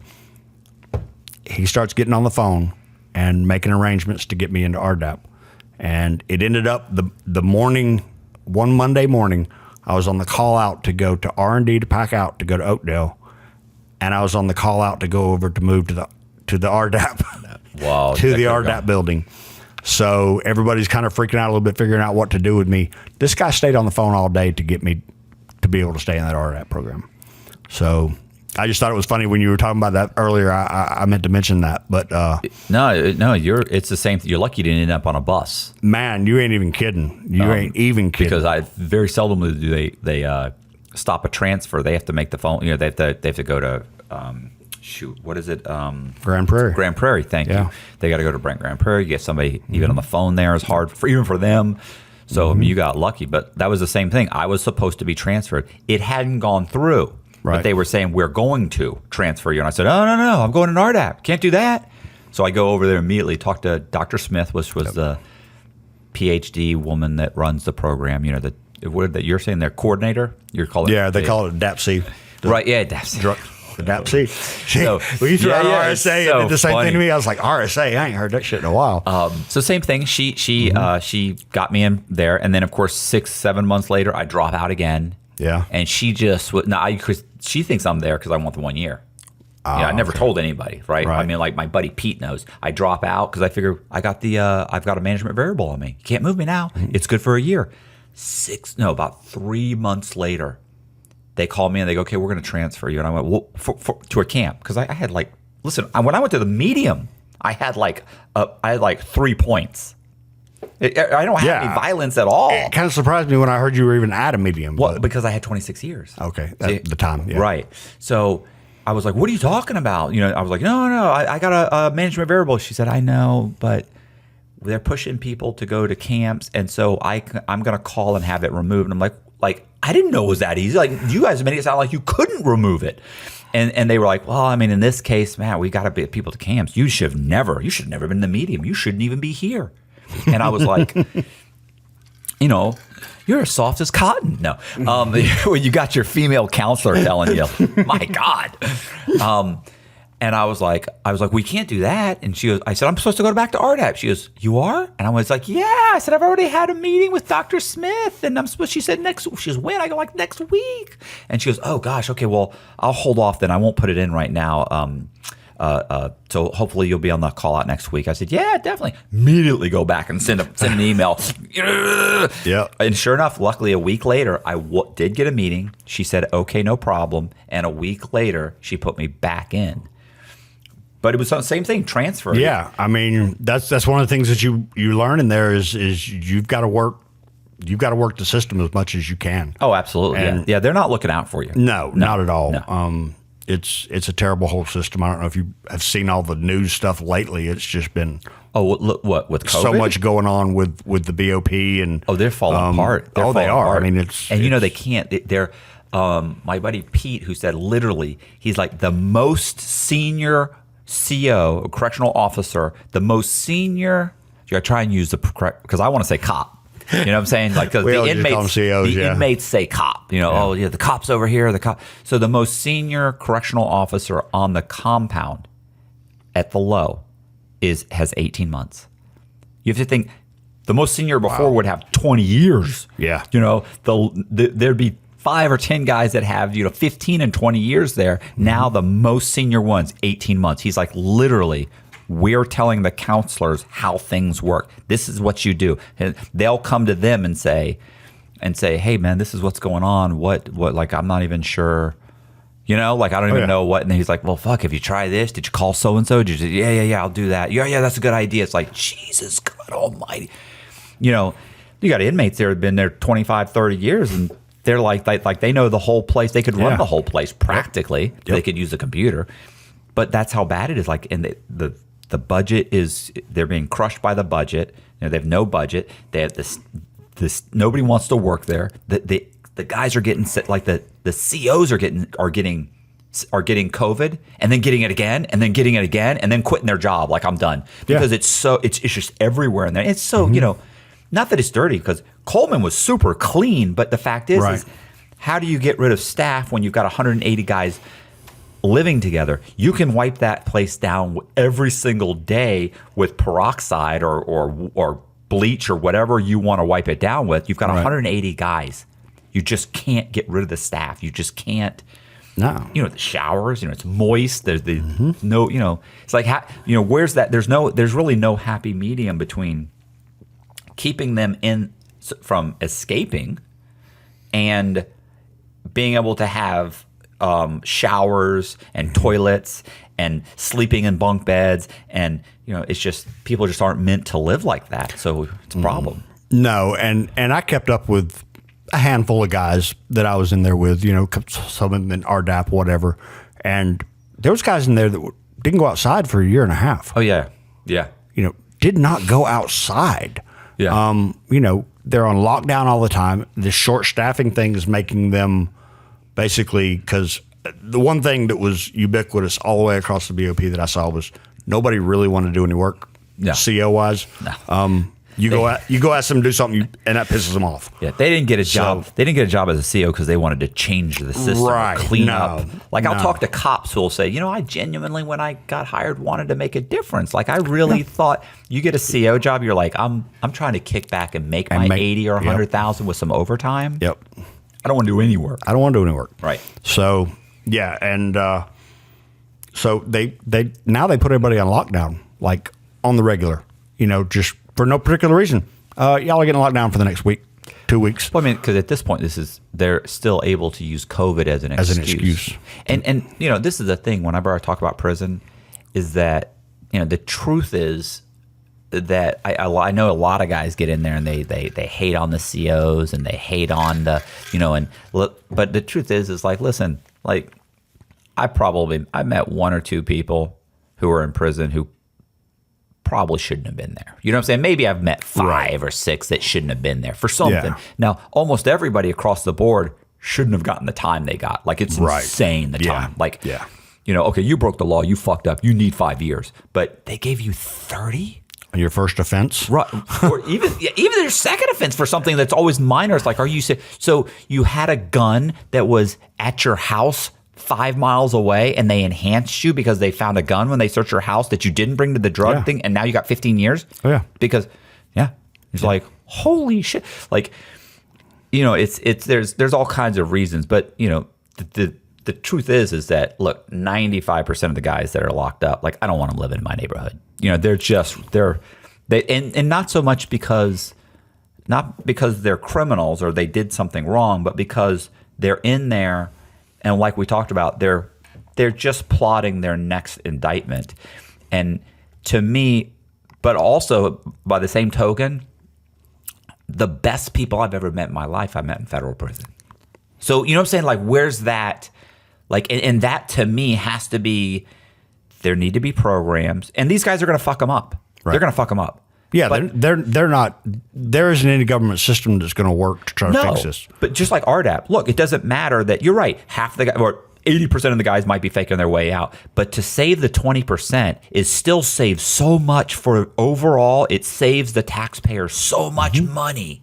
They don't. If you do the math, that program more than pays for itself, and it saves the taxpayer so much money. Absolutely. And what would save the taxpayer even more money is if these people had some way to get themselves back into society in a decent way. Because the truth is, and this is what I was going to get at, and this is me just being a fucking narcissist, is that most guys are not going to have the savvy to set themselves up to be able to get themselves back on their feet, even with the halfway house, because the staff at the halfway house doesn't want to help you. They're making $10 an hour. They don't give a shit. They hate they just hate you. Like, oh, they're doing everything to want to fucking make it as hard as possible.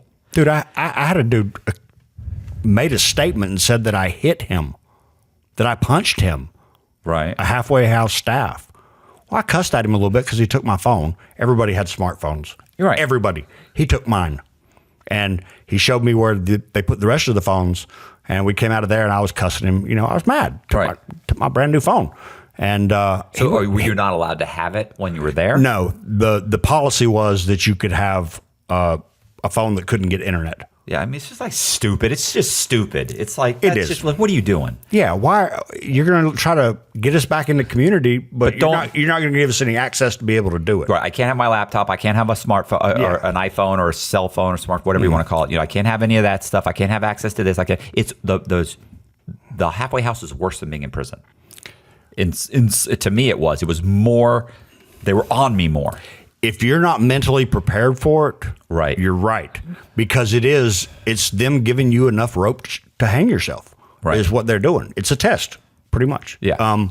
But yeah, this guy accused me of hitting him. So I get called up there by the head of the halfway house. I don't know what they're called. So for the next 10 hours, I'm like, shit, I'm going back to jail because this son of a bitch lied on me. Yeah. No doubt. And I stood there bugging out. 12, 15 hours later, within 24 hours, he recanted his statement.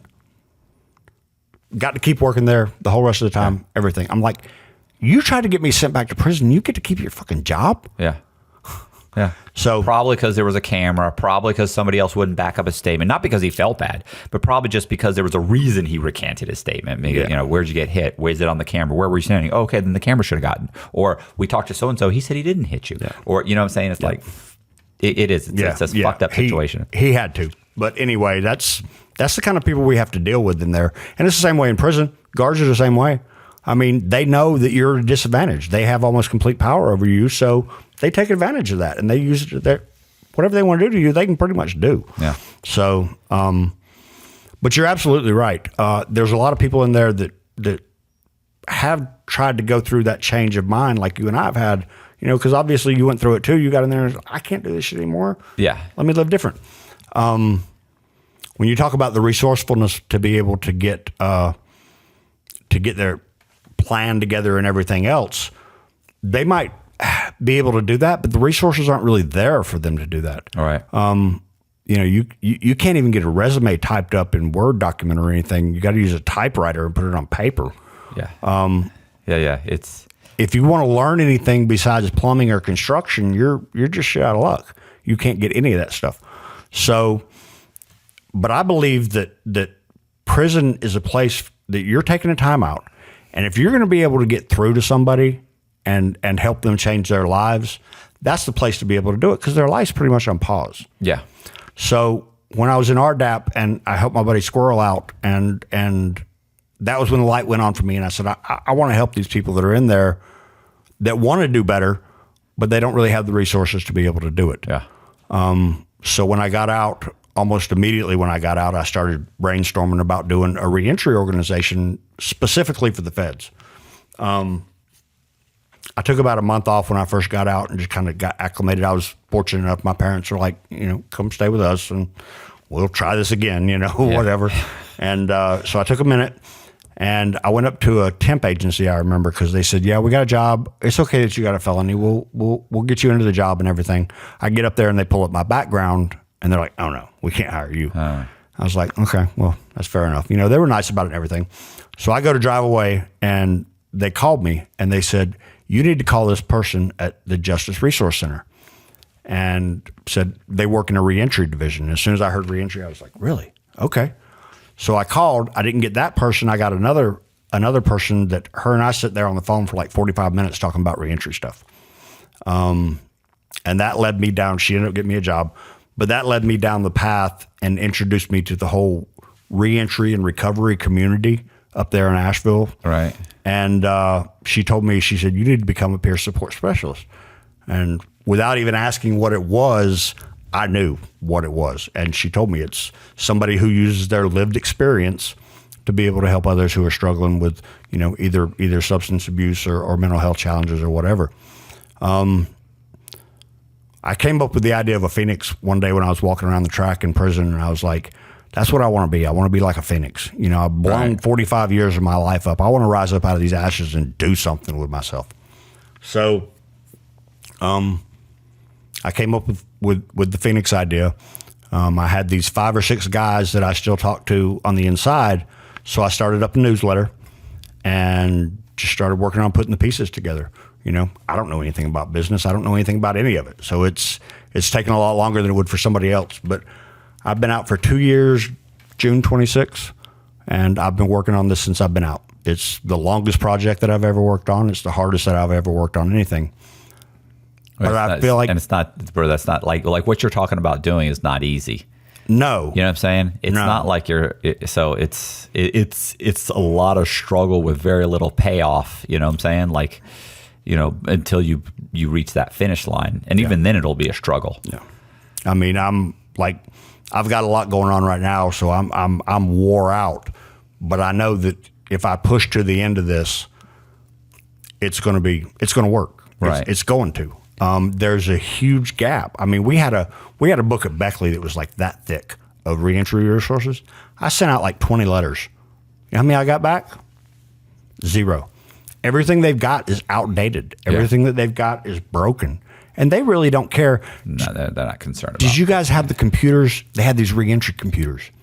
You could go to the library, you get on this reentry computer, and you could pull up supposedly resources. None of them are hooked to the internet. Yeah. So none of them are updated.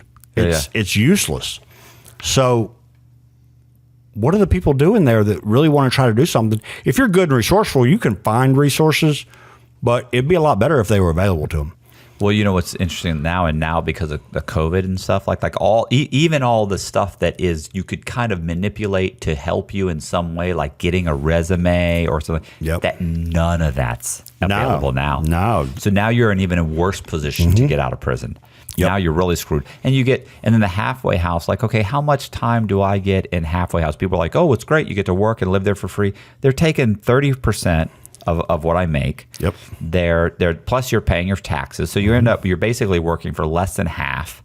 Yeah. Because they take that 30% off your gross, not Right. your. Right. So I'm working for less than half. So if I'm making, whatever, you're making $15 an hour, you're working for about $6 an hour, $7 an hour if you're lucky. And so, you're trying to save that. You're trying to drive like even after I got a vehicle, they wouldn't let me park it in the parking lot. That took another 2 weeks. So I had to have my buddy keep my vehicle at his gym for a couple weeks. Like a vehicle sitting in the parking lot for 2 weeks. Do you think that's not an opportunity for somebody to steal the vehicle? I have PIP. I don't have liability. My car gets stolen, I'm done. It's not financed. I couldn't get financing because I wasn't allowed to get financing because I had to get permission to get financing. And they said, no, you can't get financing. You're in the halfway house. We're not allowing you to get financing. How am I supposed to buy a vehicle? Ask your family. My family's not helping me. They don't have money to help their convict brother who just got out of prison and lives in a halfway house. Like who would help me? Right. Like where are you going to stay? Well, you could stay with your mother. My mother lives in a retirement community. I can't stay with my mother. Like there are, you know what I'm saying? Like I was in a really bad spot. I got lucky that an ex-girlfriend took pity on me and said, you can live in my spare room. And then when I was like, I can't do that. I'm not going to do that to you. I'm not going to do that to you. She was like, no, you'd be helping me. You'd be helping me. It's like, stop. Like, I'm not helping you. Like, Right. I'm paying you like $600 a month and you're throwing in food. I'm going to eat you out of that 600. I guarantee it. Right. It got so bad. She finally came to me after a month or two and she's like, listen, I wasn't anticipating coffee. You drink a lot of coffee. And I was like, oh, man. I was like, well, how much? I'll pay it. But it was the same thing. When my car broke down, I'm on probation. My car broke down. I live like 4 miles to a bus stop. I'm not saying I can't walk that in a mile. Right. I could take an hour and walk that. I could get dropped off there and walk back. That's a couple hours. Assuming the buses run on time, I could drive the bus for another hour and a half to where I worked. That's fine. I could spend an extra 5 hours a day so that I could go work 8 hours. I could do that. You're right. It's not impossible. But I'll tell you what it doesn't do. It doesn't make me not want to commit fraud. So the fact is, when my vehicle broke down and I went to my probation officer and I had $1,000 that I could get a new vehicle for, she said, you can't finance anything. And I was like, why? She said, well, you have a financial crime and we don't feel comfortable letting you finance anything. And I was like, I said, I don't have a car. She's always figure something out. I said, I don't have anything to figure out. My figuring it out is let me go buy a brand new vehicle, which I can afford because I have the pay stubs for. And luckily, I didn't listen to you people. And I went and got 3 credit cards when I was in the halfway house, which I got secured credit cards because I knew this moment was going to come someday. Right. Sure. So luckily, I didn't listen to you, and I can do it, but you have to give me permission. We argued for 2 weeks before she finally said, I'll let you spend $300 a month on a new vehicle. I said, then I'll have to get a used vehicle. She said, then you get a used vehicle. I said, but don't you understand? If anything goes wrong with the used vehicle, I don't have the money to pay for the repairs. If I get a new vehicle, I at least get a bumper-to-bumper warranty. Yeah. I'm not trying to get a brand new Lexus or a Lamborghini or something or a Porsche. I'm trying to get the cheapest bumper-to-bumper I could get, which was my Jeep. Right. And so literally, when I came back, I was allowed to spend $300. I spent $375. She was furious. And I was like, and I was just gambling that she wasn't going to violate me for an extra $75. But she could have. She could have. Absolutely. So I'm saying everything is against you. Yeah. I mean, you can't people don't want to rent to you if you've got felonies. Oh, yeah. That list that they put out in prison of all these companies that hire felons, yeah, they'll hire a felon if it's 7, 10, 15 years old, but they're not hiring you straight out of prison. It's not going to happen. Yeah. So Well, look, I mean, it's obvious. The government's failed us in a lot of ways. Right. You can, look, here's the problem. It's that could you make it? You could make it, but it would take someone who is extremely resourceful, yes, manipulative, and someone that is super humble and super appreciative. I mean, you would have to change your mindset so fundamentally. And the truth is, by the time you get out of prison, you're probably pretty fucked up. Yeah. I mean, there's definitely some of that, yeah. Right. So if you haven't had some kind of a life-altering experience inside prison to get your head right, you got a long road ahead of you, and probably you're just going to get reincarcerated. I mean, the way it works now, you almost have to be like the perfect candidate to turn your life around to be able to really do it. Right. All those things you said: resourceful, smart, driven, humble. All those things have to be there. But there's a lot of people that are falling through the cracks just because it's so freaking hard to do. Not a lot of people, bro. It's what is recidivism? That's a massive. 60, that's not 60, that's 70. not cracks. That's people falling into a swimming pool. Then there's it's not like a little. It's really a few people. The people that are falling through the cracks are the ones that are succeeding. Because almost nobody succeeds. Right. If you look at recidivism, it's fucking outrageous. It's nuts. Absolutely, it is. And I've seen people who have gotten out who seemed like they were going to do the right thing. They were going to do the right thing, and then one or two things go wrong, and the next thing you know, they're in such a jam. And what do? They rob a bank, or they do something like that. I know guys that robbed banks while they were in the halfway house. Yeah, I know guys within a few months. Yeah, I've heard of that as well. Guys, Jess and I knew a guy that literally was telling people in the halfway house that he was going to do heroin. He's like, I don't know how long I'll be on supervised release. He is, because I'm going to go back to heroin. I mean, I love it, and I this and I that. He died a year later. Year later, she got notified by a mutual friend that said, hey, remember so and so? Yeah, boom, here's his obituary. Mm-hmm. It's nobody ever talked to him. Right. He got in trouble for using company credit card. He ended up getting 14 months or something ridiculous. Didn't go to RDAP, didn't get this, didn't get that. Got 3 months of halfway house, put him back home. He's back on fucking heroin. Boom, he's dead. Yep. I'm not saying that's the BOP's fault or anybody's fault but his own, but I'm saying you could have certainly. And by the way, this guy, he was an engineer. So he made over $100 and something $1,000 a year. He had it's not like he was a guy that didn't contribute a lot to society. This was an upstanding guy. Yeah. I've met guys from NASA. I've met lawyers. I've met doctors. I've met all kinds of super smart guys that end up in federal prison because they did something slightly stupid that in another country would have probably just gotten you probation. Yeah. Instead, they get 5 years, 10 years. They get back out. Everybody's left them. It's over. They're rebuilding their whole life. Yeah. Got to rebuild your whole life. I mean, and it's true. I think what I meant was you've got to. There's a good portion of them now, I think, that they don't know any other way. Yeah. So you have to start at a fundamental level of retraining them how to live. Yeah. And I think I never want to leave anybody behind, but certainly there's some people in there that are trying a little harder than others. You know what I mean? They're really trying to do something with themselves while they're in there. And then you got others that they jump in there and they jump straight into the dope game in there. Yeah. Because a lot of people that haven't been in prison, they don't understand. It's just like in society in there. It's just like it is out here. You can't have booze unless you can get it smuggled in, Yeah. Those kind of things. But it's just a regular society. So people jump into it there. They never leave that. They're not ready to move on from that mindset, I guess is what I'm getting at. So, but the people that are, they're still hard pressed for resources. They're hard pressed there is no planning going into them getting out. Yeah. Like you said, the halfway house doesn't really do anything. Yeah. The advice at the halfway house and my probation officer, my advice to, reacclimating myself to society was, you're a smart guy. You'll figure it out. You'll figure it out.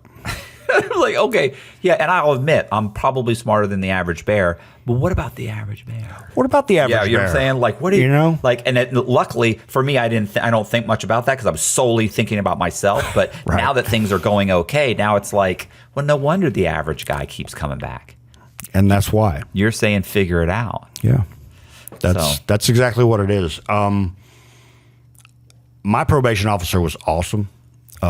She came out the first time. She told me, she said, look, I'm not here to try to set you up. I'm not going to try to surprise you and trap you unless you give me a reason to. I want to see you succeed. And by every count, her and I had a great relationship all the way through it. Right. So I think and I've dealt with state probation officers too. And there seemed to be a little bit of a difference there, to me.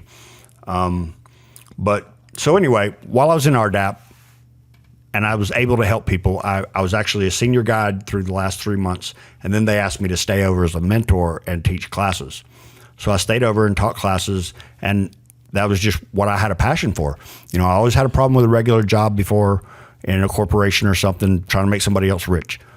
Here's something I can do and actually contribute to society and help. So let me look at going that path.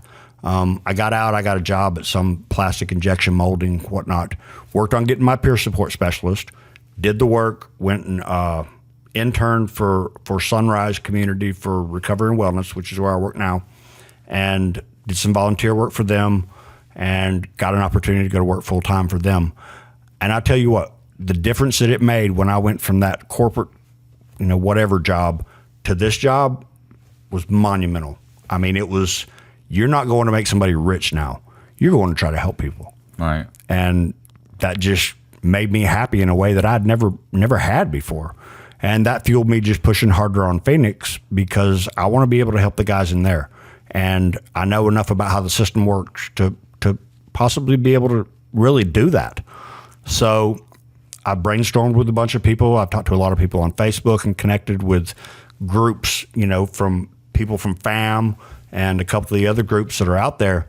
And I've got a newsletter that goes in to the federal prison. But the project that I'm really excited about is Sunrise is the company that I work for. They're a peer-led organization, which means that it's all peer support specialists that run it. Right. It's all people with this lived experience.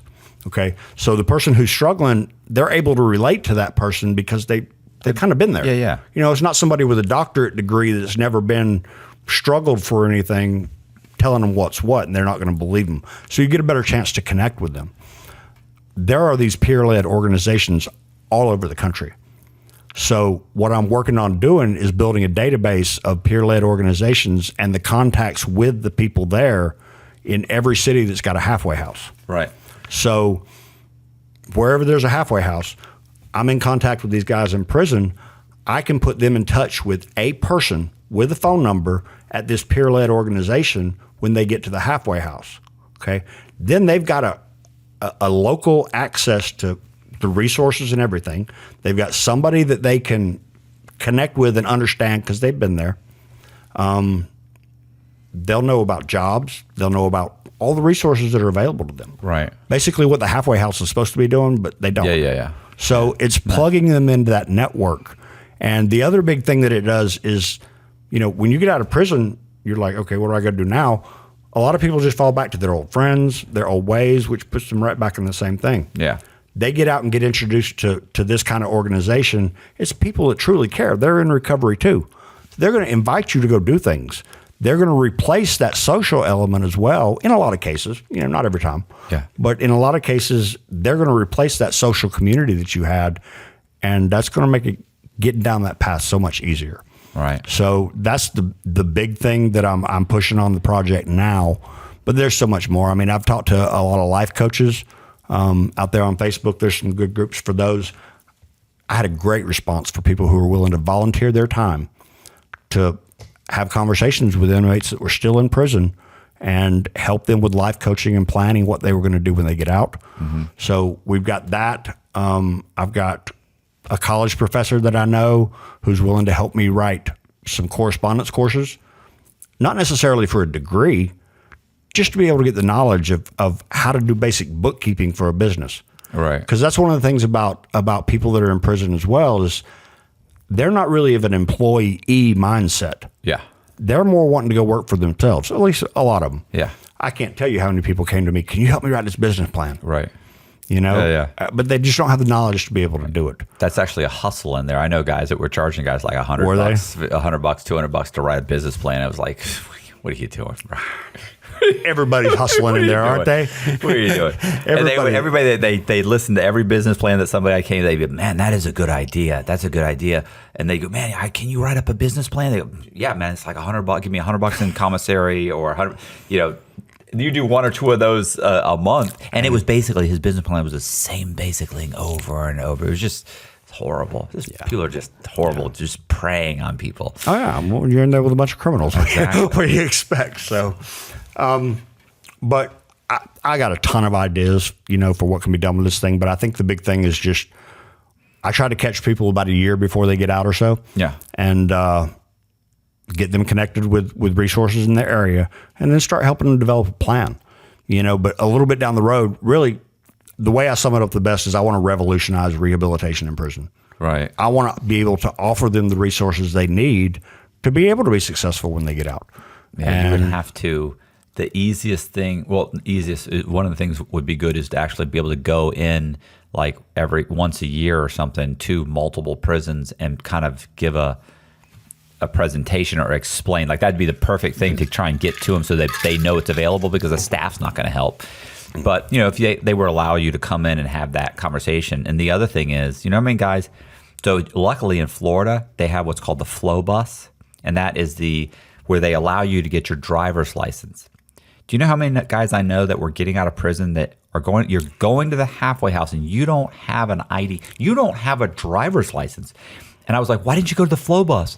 Bro, I did. I put in for it twice, and they canceled at the last minute this time, and the other one was full. And then I owed this much money on back parking tickets. So I had to pay that off. Well, that was $800, and I couldn't get it paid off, so I couldn't get my driver's license. I could get an ID, and it was like you would think that they would have something set up. The federal government would have something set up to say, listen, we're quashing this guy's $800. Right. He's been locked up 12 years. Drop it. Let's get him a driver's license. Let's get him that.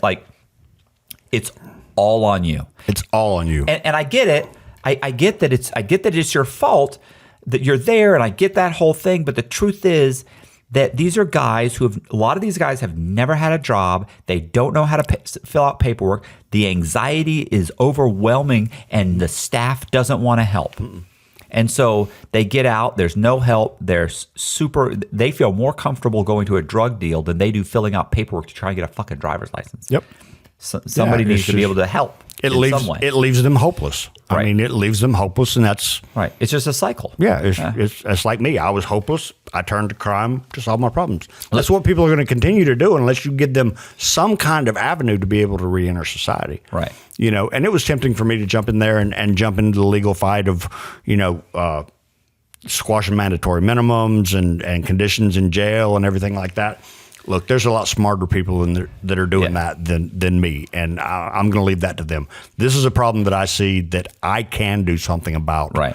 And that's what that's my jam. It makes me happy to do that because I'm able to connect with guys that are where I used to be. They want to get where I am now. Okay, if you want to get where I am now, I'll help you. Yeah. Now, I'm not going to work harder at it than you're going to. Yeah, I was just thinking that a lot of these guys they'll take advantage. They'll be like, "Oh, well, can you do this? Can you?" Basically, they want you to give. No, or even just take up your time to talk to you. Yeah, because when you're outside communication's a big deal. Yeah. So even just having somebody to talk to would be a big thing to them. But I'm working on some kind of vetting kind of things, to decide who really wants to change. You got to show me. That you're really trying to do this before I'm going to dump a bunch of effort into you. But if you do that, I'll give you everything I got. Right. I've got a person that I've helped out in Salt Lake City. They had the First Step Act credits refigured. Okay. She was in a halfway house, and at 2:00 in the afternoon, they said, your time has been recalculated. You have to be out of here by 4:00. Where am I going to go? They don't give a shit. We don't care, but you can't be here at 4:00. Yeah. So her and I worked a good bit that night, and we got her a hotel room. Yeah. So that she'd have somewhere to stay, and then we started working on trying to get her a plan together. So, if that's the kind of organization I want Phoenix to be. My newsletter is completely interactive. I invite everybody that gets the newsletter. Email me back. You know, Right. we'll start a dialogue as much as we can, and several people have done that. That's showing me that you're really trying to do something. Right. So, but going back in there or going in there and doing motivational speaking and stuff, I would love to do that. I'm waiting on the time limit before I can, but that's something that I'll have in the works coming up. So I'm excited about it. It's Well, let me know. Completing that book was a big deal, and I got something completed. Now I want to get this all the way there and get it completed and be able to change some people's lives. And if you liked the video, do me a favor and hit the subscribe button, hit the bell so you get notified of videos like this. Leave me a comment and I will try and respond back to you. And please keep me in mind for Patreon. And thank you very much. And check out the Resource Center, all of his stuff in the description, his links in the description. And I appreciate it. And I'll see you guys.